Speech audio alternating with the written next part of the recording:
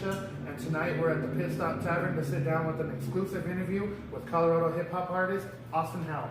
Hey man, thanks for taking the time to join us. Hey, thanks for having me on. No problem, man. So how you been? I've been really good. Yeah. You know, staying busy. Yeah. So it's been really beautiful outside. So I'm an outside person, so I've been just like outgoing all the time. Even in the rain? Even in the rain. The rain's the shit though. Yeah. Yeah, I love the rain. So you're originally from San Diego? Yeah. So my dad was in the Marines. Okay. So once he got out of the military, you know, not me, but him and my mom and my brother, and I was a wee little baby. I was like 2 months old maybe. We moved out here to Colorado. Okay. And been here since. Nice, so you've pretty much been here for life. Exactly. So I always claim as a Colorado native, you know. Right. So how long have you been performing? Performing, like legitimately performing, I've been for about 2 years. Okay. I did a show at Cervantes when I was like 16. Oh wow. Okay. Yeah, like so that was a lot of fun. I was the only high schooler performing, and so that was pretty cool. But like legitimately performing and like actually like being involved in everything was about 2 years ago. I opened up for Little White at the Roxy. Okay. So and that's actually where I met everybody there and started getting acquainted with them and everything. And actually met Midnight Mosh, but you know. So yeah, so that was a really cool experience. That was like my first in-depth feel of what it's actually like to, you know, be involved with other people who perform musically and everything like that. Because pretty much, you know, I was only artist for the longest time where I was at. So I was like, cool, like that was a cool, really good feeling, and it just kept going from there. Cool. So you mentioned Midnight Mosh earlier. What is Midnight Mosh? So Midnight Mosh is, to me, it's family. That's pretty much how it is now. When we first met 2 years ago at that show, it was pretty much like Midnight Mosh was getting established with like four other artists, and you know I was the new cat, and like I was on Bad Breaks Entertainment, which was the first record label that I signed to with Deuce McGuire. And when I went to that show, I met Midnight Mosh and everything. They were like the first guys there and whatever. So like I didn't know what to do. So I was asking them like, hey, like, do I go return these tickets? Like, who do I talk to? You know, I don't know what to do. And so they pretty much, you know, just started hanging out. Really, like we went out, smoked a blunt, went back to the show, and like kicked it the whole show, and like smoked, kicked it, chilled, whatever. I got Zombie, the original Zombie. He's the CEO of Midnight Mosh, and I met him, got his number and shit. And then pretty much after that, I was like, these dudes were dope. Like, who the fuck are these kids? I want to find out. So I hit him up. You know, I was like, hey, let's get on a collab. Like, I would love to do it. I got an album in the works. Like, let's collabo. And they were all for it. They're like, yes, let's do it. And then eventually it turned into me signing over to Midnight Mosh and joining on the record label. And we like pretty much became family after that. You know, we started performing at different shows out in like Colorado Springs, here in Denver, recording a whole bunch, hanging out all the time. And eventually we just became family, you know, like right. Now we indicate as brothers, you know, like we're brothers, you know, we're not just a CEO and an artist or like one business partner to another business partner. Right. It's like, no, like we're family. And it's even better with having the tight knit is how we were able to meet as business partners first, so we could establish that relationship before ever actually being friends and turning into, being family. So that actually really helped us out a lot. So it was like, well, you know, we could either sit here and smoke a bunch of weed and not do a damn thing, or hey, we got there's a show that we know about, let's go. Right. So we're like, okay, cool, let's smoke a bunch of weed, let's go to this show. Yeah. Sweet. And they really built me, you know, Midnight Mosh has really been the guys that have built me up and turned me into the artist that I am today. Because my homie Devin, he's the original Zombie, and you know, he actually really took me underneath his wing and like taught me a lot about music and myself and everything through hallucinogens. But he's a holistic healer. Okay. So he was actually able to kind of not necessarily like how do I explain it? Pretty much learn how to study my own self. He taught me how to study my own self. Okay. You know, and it's helped out tremendously. So Midnight Mosh is family, you know, like they're my family. I have a story that like while Midnight Mosh is like how we became family. If you want to hear that, this is a pretty dope story too. This goes along with Dr. Kush too, so that's why I just remembered it.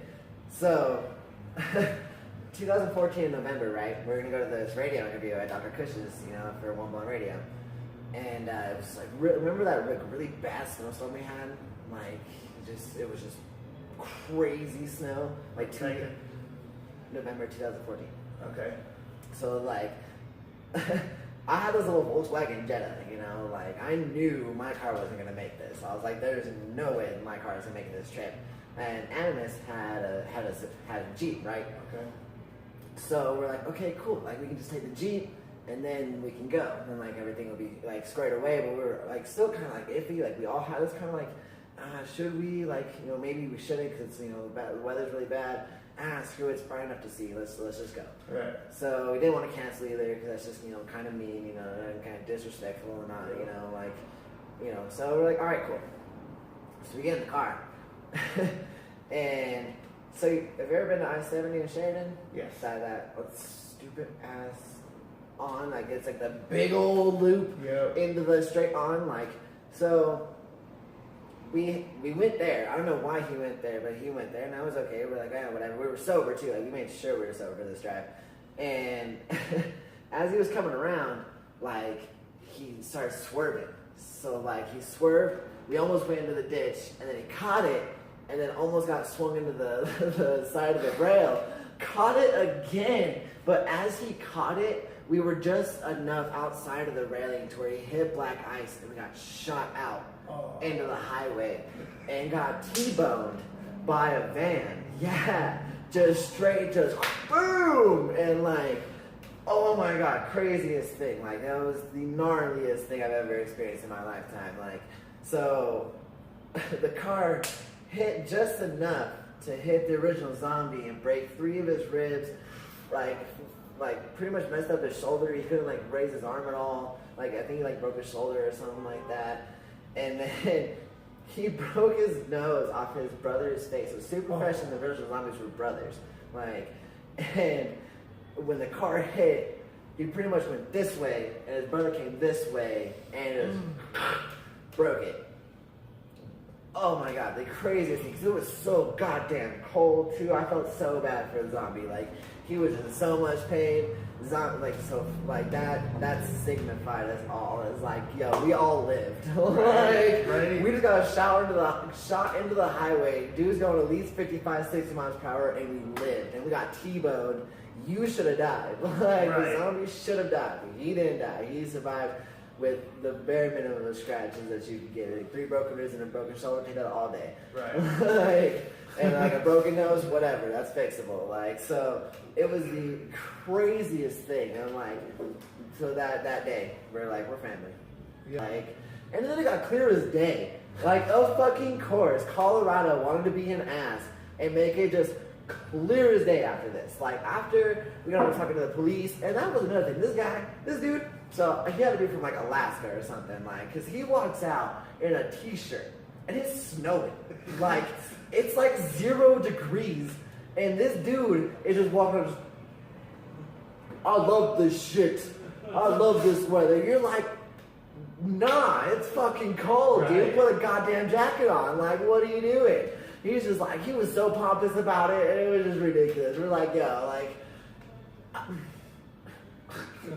we're cold. Can we get in the back of your car, dude? Like, come on, like. So it was so fun. It was so funny. So yeah, then it just got clear as day. Okay, so you got 4 studio albums. Yes. The latest entitled Howell IXIV. Yes. What were your experiences creating this album? It's actually a lot of fun. You know, what I wanted to focus more on this album that would separate it from the other ones is I really wanted to show exactly who Austin Howell is. You know, and with the past albums, I'm a very personal person, so I really like to sit there and try to help people through my music and be able to tell them a story or teach them a lesson through that, and hopefully they can understand the lesson being taught throughout that whole song and they get it at the very end. And so with this new one, I pretty much was just like, okay, I'm going to explain who I am, what I do, and everything. Like, so it's out there, you know. Like, Right. I just no more whatever. Because when I first started, I was doing the Whiteboy EP was the first album I ever dropped officially, and because my name was Whiteboy, you know, I got into the game, if you will, and they were, you know, calling me Whiteboy, and my nickname was Whiteboy ever since the 8th grade. So it was really funny how it just like kind of stayed that way and clicked that way and everything. So when that one came out, you know, that was like, okay, cool, like, you know, that Whiteboy's done. Like, at the end of that one, Whiteboy's finished, you know, that's it. Right. And then the differential, that one was like to show pretty much like, all right, I'm starting to kind of transition and starting to try to figure out who I am and like what I want to do. And then when my thoughts came out, it was like, okay, it was a bunch of lessons, you know, and life and love, death and hate, you know, they coincide. It's one of the songs, and just a whole bunch of them, you know, it was just to kind of like really build up and like actually find who I was. And by the time that one was done, there was so much that happened throughout that whole period that when Howell IXIV came out, or not came out, but started getting into the works, I was like, okay, cool, well, I need to get features on this track, or on this one, because the whole last album I didn't have any. Like, and the one before that had like 2, you know, and so I was like, okay, if I can get together a group of people that I know can get together and we can do some awesome tracks. So I reached out to a bunch of guys, got the tracks back and everything, and I was like, awesome. You know, like, it actually worked and everything stayed on target. And then with my solo ones, I went real personal, you know, like I wanted to really actually explain everything that happens in this world that nobody actually explains, you know. I wanted to show like, no, like a year and a half ago, I was not this guy. Like, I was not this person a year and a half ago, but I've grown up. Yep. And that's what this world teaches you. It really teaches you how to really grow up and turn into a person that can actually function. You know, it's really, if you're not 100% with yourself and you join the rap world, I can guarantee you within 2 years, you'll know what you're doing. You know, it clicked. So with Howell IXIV, I was like, all right, I'm gonna explain. So I did. I explained the stories, I explained who I was, I explained everything that's been going on, and really I try to get to where I'm not like fully telling you exactly what is going on, but with metaphors and similes and all that fun stuff, to be able to mixture, to be able to like have to kind of decipher the story, but you know what the story is, but you like have to figure it out, you know. So it's like, I like to play a little bit, you know, with people's minds. It's a lot of fun to me. So I had so much fun sitting in the studio because I was finally happy. Like, working on this album, I was finally 100% happy. Like, I was loving life, I'm enjoying life, like, I can't complain, like, I really can't.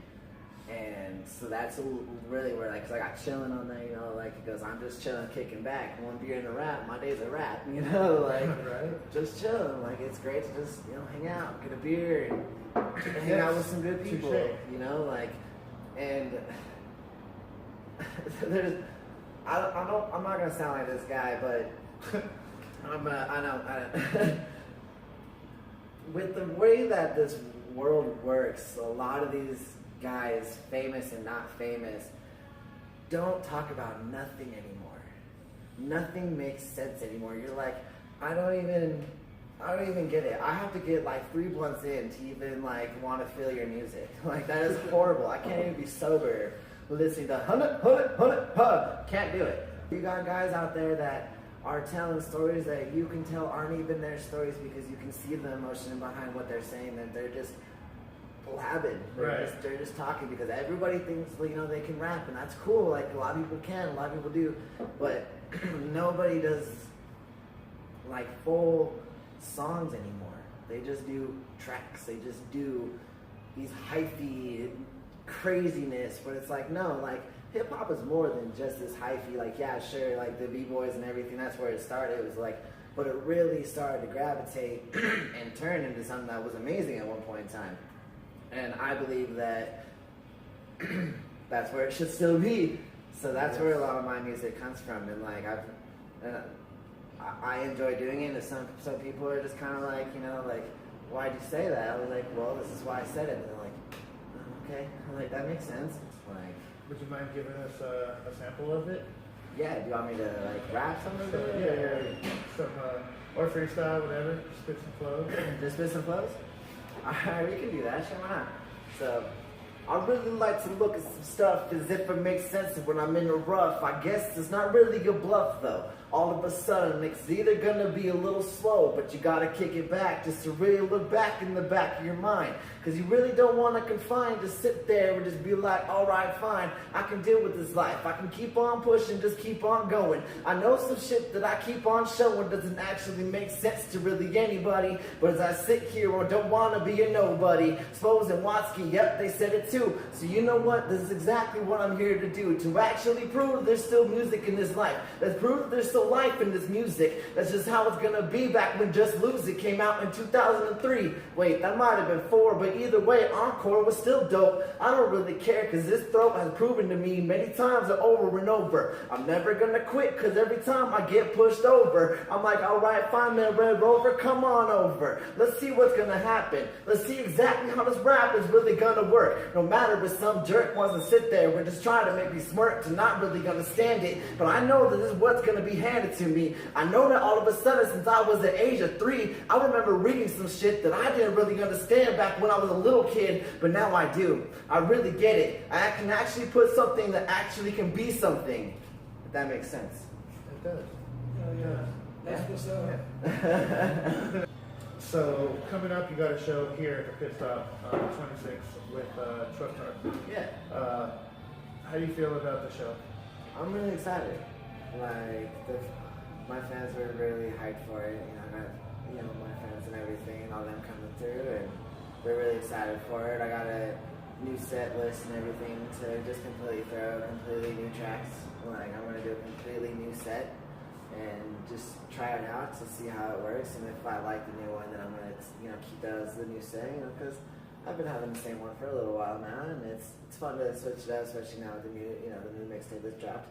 So now I got enough like kind of like fun, you know, get people all happy and shit, you know. So that's gonna be. I'm really excited for it, and especially because the Pit Stop is very intimate. You know, it's right. You're right there, like you're right in front of everybody, and you know, and when everybody's there, you know, it's cool. It's gonna be right there, you know, and that's what I like about this spot. You know, it's not like, you know, you're on top of a really big stage, so you're just like seeing over everybody, which is cool because you see everybody, but sometimes it's cool to be on the bottom, you know. So like that's why I like about coming here, because you get that feel of being on the bottom and looking at, you know, everybody, and you know, to walk off stage. Cause I love walking off stage. It's like, you know, it's fun to walk on stage and get in the middle and, you know, start just like you know, just having fun with it.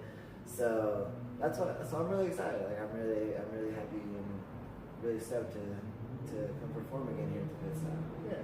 The past couple times so far. So Yeah, they have. yeah. So you submitted to play Bonnaroo. Can you give us any details on how that's coming along? I'm just waiting to hear back. Okay. Like, I'm just waiting to hear back. You know, email them and everything, and give them all the essentials that you need to give them and everything. So, if they email me back, awesome. I think I'll know probably about like a month. Okay. Something like that, roughly, give or take. So I'll know about Keep you updated. Keep you updated, yeah, for sure. So yeah, I'll know by then. Okay. So give it about a month. From an artist perspective, describe the scene here in Colorado. The scene here in Colorado, it's pretty awesome, actually. Like, for right now, for how it is, it's really actually amazing to see that everyone has finally come together. Like, it's not necessarily that everyone is like coming together, but everyone is actually starting to work with each other without like any conflict or anything that's, you know, any beef or anything like that. Because, you know, when I first got signed and everything, that's when there was a lot of conflict for some reason going on. Like, I don't know why. I don't know. Like, I stayed out of it because I was like, well, I know I'm cool with everybody, you know, like, it's how about, you know, whatever. So I was cool with everyone, so I just stayed out of it, but I heard about it from everybody, you know, went and hung out with everyone. So, like, you know, they just told me, like, oh, well, they're doing this, and they're doing that, and they're doing this, and, like, whatever. And I never got into it. I was like, no, like, you know, I'm just, you know, I'm over here doing my own damn recording album, like, let's just keep this going. So, but to actually watch people now and the artists here in Colorado to come together and being able to actually form a unity, as in, like, everyone at least has each other's back now. Like, they may not, you know, collab with each other or whatever, but, like, you know that these other artists now finally have each other's back. Like, no, like, that guy's cool. Like, if you hear them talking about somebody outside, like, no, that guy's dope. Like, I've heard of him. Like, he's a good guy, whatever. And, you know, I'll give a shout out to the bakery. It's the venue on 21st and Market Street. Okay. They were, they're a real, how would I phrase this? They're like a very good beginner venue for artists, for local artists. They are a DIY venue that's been open for maybe like 2 years now. But the guy who owns it is cool. He's a cool dude. Like, he's the nicest dude you'll ever meet. Just super humble. And I had the gratitude to be able to meet him. And we started doing shows, you know, like beginning of 2015 with Midnight Mosh and everything. And then after that, I decided to start my own company and start booking shows and doing everything like that. And I was able to introduce a lot of people to the venue. And now everyone's really enjoying it. They are really proud to work with this venue because, like I said, you know, with the pit stop here, it's, you know, they don't have a bar at the bakery, but they are, you know, it's a warehouse. You know, that's all it is. Right. This guy owns it. You know, it's his, you know, it's his venue. You know, it's well, it's really personal. It really is. Like, when you are booking a show there, like, that is your show. You get to run that show. You know, it's like it's yours. Like, you get to do whatever you want as long as you don't break, you know, the rules of the venue. Right. So it's really awesome. And he's very supportive, and, like, I'm very glad to be able to say that I have been able to introduce a lot of these artists to this venue. Like, a lot of people now know about this venue from us working with this venue and like introducing everyone. Because I look at it this way: when I first started this, I wanted to be that guy to bring back that unity that hip hop once had. That it was not just, oh, dog eat dog world, you know, where people are fighting for every goal. Like, you know, I'm gonna step over this guy to do this. I'm gonna step over this guy to do this. Like, oh, like, cool. Well, I'm gonna do this to, you know, screw this guy. You know, I'm gonna screw over him. But now it's not that. It's literally like turned a whole 180. You know, like, all these younger cats, it's fucking cool. It gets me really proud because it's like, I was able to help start a movement here. And with the guys that I have been able to meet and come across and everything, it's really awesome to see these guys who are not even 21 years of age, but out here killing it. You know, they're out here in Colorado, and it's finally not just, oh, like, this team and this team and this team. It's like, no, there's gonna be like 6 fucking teams here, and we're all gonna have a great time. And, like, you got your guys, I got my guys, and we're all gonna have a great time. It's not like, okay, cool, well, you know, this guy's showing up then, so this dude's gonna show up here. Like, yo, like, just be kosher, just be cool. No, it's none of that. It's, yo, we're all gonna show up, and we're all gonna be grateful and happy to be able to hang out. And, you know, of course, there are going to be those little scuffles that happen. It happens. Right. It's the world every show. You know, it's the world that we're involved in. But to actually be able to watch, like I said, the artists come together now and wanting to actually build Colorado and not just keep it under the radar. Because a lot of people don't think of Colorado as a music scene, but it's really starting to grow one. Like, there really is a music scene. It's really starting to grow here. Like, yes, like, good. Like, let's get Colorado going. Let's get this moving. Let's get everybody, and let's get this moving and pushing forward, like, as much as we possibly can. Absolutely. You know. All right. So other than music, is there anything else that you're passionate about? Yeah, I'm a skateboarder, actually. Nice. So I reference that a lot in my music. You know, it's Okay. my passion. It's what I was doing before I started writing. Actually. So before I started writing music, I was skating and everything. 'Cause we lived out like way out east of Colorado, and there's nothing out there. And then picked up skating. And I was kind of writing music, but not I never wrote actual songs or anything. And then eventually we moved back into the suburbs. I wouldn't actually say suburbs. It's like Loch Buoy, which is like this little tiny town. Like it's tiny. Like you blink, it's gone. That's Loch Buoy. So that's where I started skating, and then I just loved it. I picked up on it and I was passionate about it since the moment I started skating. It was just amazing to me. It was nothing can describe the feeling of skating at all. Like I have this song that's on the new mixtape that's called All in Fun, and that's just talking about skating, just going out and just having a blast skating. Because to me, at least to me, there's nothing in the world that compares to the feeling of skating. Performing on stage almost compares. It's close. It's very, very close. But skateboarding is such a different euphoria. It's such a different feeling that you can't really compare the two. It's such going out there and being able to just roll around, put your headphones on, and it's just you in this little world. You're in your own world when you're skating. Nobody's bothering you. Nothing. Life doesn't matter on a skateboard. Nothing can beat your ass that many times to make you still love it. I don't care who you are. Skating will whoop you so hard, but you will love every moment. You will wake up that next day so sore, but just know you just had the most dope day ever. You just had so much fun. When I was a kid, being able to skate for 12, 14 hours, we would show up at the skate park around 8 o'clock in the morning, and we wouldn't leave until 11 o'clock at night when the lights turned off. We would be there all day long. That's all we would do. And before I really got serious about music, it was skating all the time, every day, all day. High school, it's all it was, every day, all day, skating. If I got the time to write, awesome, but if I didn't, I was skating, and that's what happened. And it really became my lifestyle, ever since the 6th grade. The 6th grade. And I always tell people, they're like, why do you skate? You have gotten your body just beaten. And I'm like, well, you don't have a good day of skating unless you fall at least once.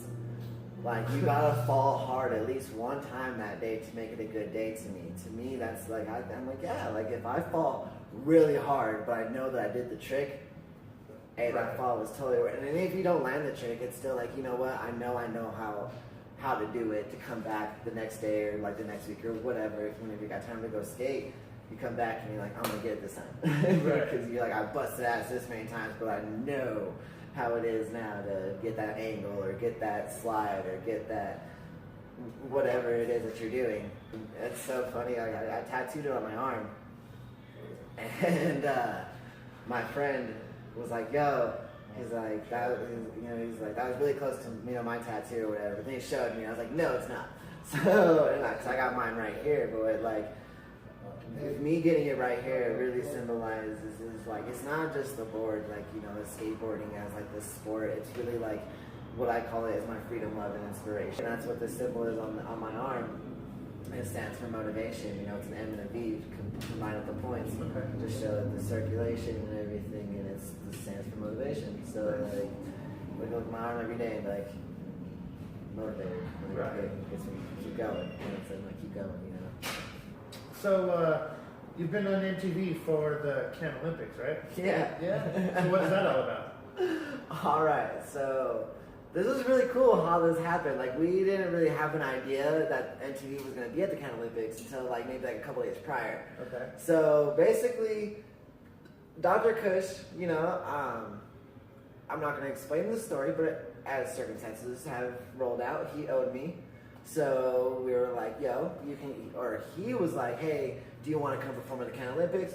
And I was like, yep, perfect. Like, we'll be even, squared, sweet, let's do it. So, went to the Can Olympics in Colorado Springs. Me and Midnight Match. It was me, the original zombie, Super Fresh, and Animus Fox. And then also, I believe the original zombie's girlfriend was also there. No, she was not there that day. So, and then we had our, at this point in time, we had a chicken who was our bodyguard. He was our ninja chicken. He was a ninja chicken. So, yeah, he was our ninja. Like a Ninja Turtle, but a chicken? Yeah, Okay. exactly. And What at was his the, what was his name? Yeah. Tyler, yeah, he was a good dude. He was cool. Fucking, so, at the very beginning of when they go to the Can Olympics in the MTV episode, you see our ninja kid standing out the front door just smoking a cigarette. It's so funny. He gets like the biggest shout out between all of us at that one moment. It was so funny. So like for a good like 10, 15 seconds, he's just in there just smoking a cigarette and he just gets, it's so funny. So while we're like, we show up and we were like, where's MTV? Like, where's MTV gonna show up here? Like we were so stoked to get in front of MTV. And sure enough, they finally get there and Dr. Kush shows up and like, we're like, cool, well, we're not gonna get in front of the camera, but we're gonna kinda get in front of the camera, So we get a couple shots of our faces on the Can Olympics MTV episode that they film, that they actually show on MTV pretty much like once it was once a day at one point. So like our faces were being showed on MTV for one or two times a day for a good like probably year's time. Just every week and every day we were on MTV. And yeah, dude, it was so cool. They loved us. Like MTV was so about it. Like, cause we were decked out in character. I was still Whiteboy at that point in time. So my Whiteboy persona was like I had this bright green, like collared shirt that I had like button up collared shirt, a bright green. And then I wore like pretty much like khakis and then, some skater shoes and I had the hat, that was the white boy, the original zombie, he was decked out in like all zombied out, and then Super Fresh, his was a bandana over half his face and a beanie. Okay. With like a kind of like a big old flannel jacket, and then we had the ninja chicken. So, and then Animus Fox, he's the space cowboy. He looks like that dude that's just, he's a very, very poetic person, and he has that persona. So, dude, MTV was so about it. Like, they were so happy to, like, I really wish our performers would have got on there, but they filmed it. They did film the performance, and we know that, and that was really cool for them. So it's in the archive somewhere. Somewhere, Right. yeah. So we were on MTV, and we still are. Like, they still film, they still show that episode. I don't know how often, because I don't watch MTV. Right. Just because I don't have that channel. Like, otherwise I would, but... because that'd be cool to see me on TV, but it was so funny. It was just so funny because, like, my friends who were watching MTV sure enough saw me and, like, screenshotted it or, took a picture and was like, is this you? Is this you? And, like, even a month ago, and it's been 2 years almost now, or a year and a half, I'm sorry, since that. Even a month ago, my homegirl was like, is this you on MTV? And I was like, yes, it is. So, like, it's cool, like, people have noticed that I've been on MTV, and, so is the rest of Midnight Mosh. So that was such a fun day. Like, my tolerance has not gone down since that day, I swear to God. The Can Olympics, no joke. People, if you get the chance to go to this Can Olympics, do it. Go. It's amazing. Like, it's so much fun. Dr. Kush, shout out to you, dude, because you did a great job. So, like, the Can Olympics is amazing. Have you been? No. Oh, dude, you gotta go. So if you get the chance to go, for sure go, because it's literally the Cannabis Olympics. Just like the funniest, craziest smoke-a-thon you will ever see. Like, there's this cool one where it's just like, you pretty much gotta start off, like, you gotta like K, like half a gram dab, and then like, half a gram dab. Like, and then like, then you gotta roll a blunt, and then you gotta cross, and then you gotta like put this putt in. Well, being high as shit while smoking this blunt. You gotta like roll the blunt, light the blunt, sit there and try to putt while smoking this blunt, and then finally to make the putt, and you gotta run and hit the ding. Nice. So like, sounds like fun. Oh my God, it's a blast. Like it's a very great time, and we were lucky enough to be able to get on the very first one and see how it went down and everything. We were just got so high, just like super stoned. Oh my god, it was the greatest. And like people were passing out. Oh, that was the funniest thing. Like just watching these people just like done, just came. You're like, yes, hard on, bro. Like. Claps to you, man. Like, you got too high. Good shit. Go to sleep. You're going to feel great here in about 2 hours. So, any shout outs you want to throw out there? Yes, I already gave a couple. To Deucey and the bakery and all them. Devin, of course, the original zombie from Midnight Mosh, of course, gonna give him a shout out. Gotta shout out my girlfriend, of course, because she's dope. She's helping me out a lot in this, so it's pretty awesome. So I'm gonna shout her out. I gotta shout you guys out because I really actually appreciate this a lot. So shout out to my High Music Militia because they are helping. This is amazing. Like if you guys haven't done this and if you're an artist, contact these guys. This is amazing. I got a blast. I've had a great time. So shout out to you guys. Thank you for having me on here. This is pretty awesome. I've had a blast. I gotta give a shout out to Psych Pacino always. Psych Pacino from Georgia. He's a cool dude. Like I met him when I was on Bad Breaks Entertainment, and he's just this humble Puerto Rican dude, just making his way in music. Like that's what he does for a living. Like and that's how he makes his living. And so shout out to that dude. He's a good inspiration for me too. Like so I always give him props. So yeah, shout out to those guys for sure. Nice. Yeah. And so, where can people find you, your music, your merch? Okay. So you can go to, of course, www.midnightmoshmusic.wix.com/Austin Howell. That's HOWELLIXIV. That's really, really long, but we'll try to narrow it down here. But yeah, it's very long. But that's I got the differential on there. My thoughts is on there. You can actually click on the interviews that I've had with other magazines, articles, and everything on that. So actually, shout outs to Skilly Magazine and also Rude Boy as well. Rude Boy is my clothing sponsor. So shout out to you guys. Yes, I appreciate it. I'm all high, so but I appreciate it. Like having a clothing sponsor is really nice. It's kind of cool just to be able to kind of walk around and be like, right. That's a cool feeling. Got a sponsor. Sweet. Right. So shout out Rude Boy, shout out to Skilly Magazine. They were really nice to give me an interview too on their magazine. So that was really cool. That was a lot of fun and everything. And so yeah, you can find those. You can literally search me Austin Whiteboy Howell on Google, and then I'll pop up. Okay. So just search Austin Whiteboy Howell on Google and I pop up, or you can search Midnight Mosh too. Okay. And then on Google, you can Google us. So you can just do that, search Midnight Mosh, and it'll pop up. You can click on the first link, or it's a couple links too. You can search on there and click on, and it has everything from me, the original zombie, Animus Vox, all of us on there as well. So yeah, when you search that too, Austin Whiteboy Howell, my Reverb Nation pops up. Okay. And that's where I pretty much release all my mixtapes and everything, just to keep the name going and stuff like that as well. So when Howell IXIV comes out, that'll be the first location that it'll be popping up, and then we'll be getting on the website and stuff like that as well. So again, it's Midnight Mosh Music. It sounds a lot smaller that way. So midnightmoshmusic.wix.com/Austin Howell IXIV, and then that's the website. All right. So.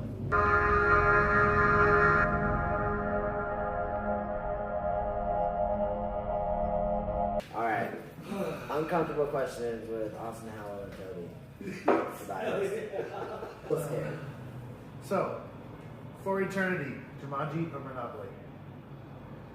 Jumanji or Monopoly? Dude, straight up Jumanji. That would be so dope. I would so love to get lost in Jumanji and just go ham. That would be awesome. Robin Williams, dude, I will come and join that motherfucker in Jumanji. No problem. No problem. Quivery colon or constipation? Quivery colon or constipation? Well, I don't know what a quivering colon is, but it doesn't really sound very appealing at all. So, I mean, I could just shit all day. Yeah. So, you know, like, that's a little bit easier, you know. You might be able to kind of like, just eat soft foods and you might be alright, you know. You won't have to worry about it.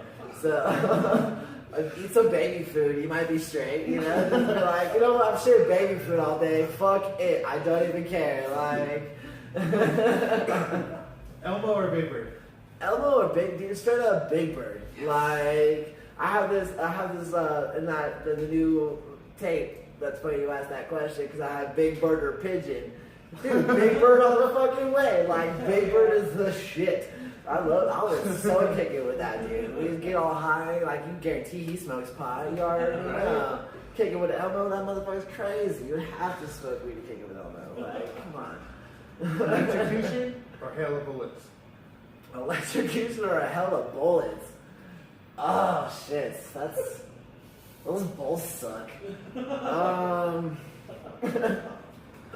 Let's see.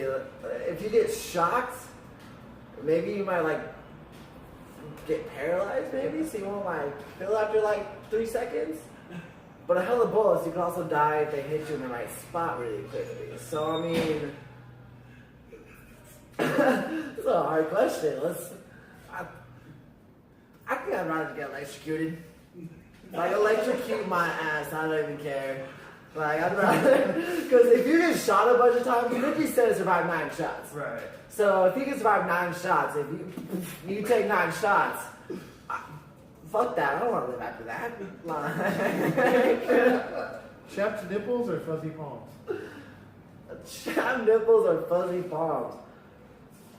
Disclaimer, Josh came up with these questions. I would totally. These are good questions. These are pretty fun. I like these questions. I would take the chapped nipples all day. Because fuzzy palms, at least like, because your palms are out all the time. Your nipples, hey, if your girl can't deal with it, hey, that's her fault. Right. Like, you know what? Don't suck on my nipple then. All right, just leave my nipples alone and don't touch them. So, yeah, I'll take chapped nipples all day. Alright, man. That's a wrap. I really appreciate the time with us, man. Thanks for having me It's here. been a great time. This was a blast. I had a great time. Thank you for having me, man. Again, that's Austin Howell. You can check him out April 26th at the Pit Stop Tavern for Truck North. And we're the High Music Militia. Check us out on Facebook. Subscribe to our YouTube channel. We're out. Hell yeah. Peace.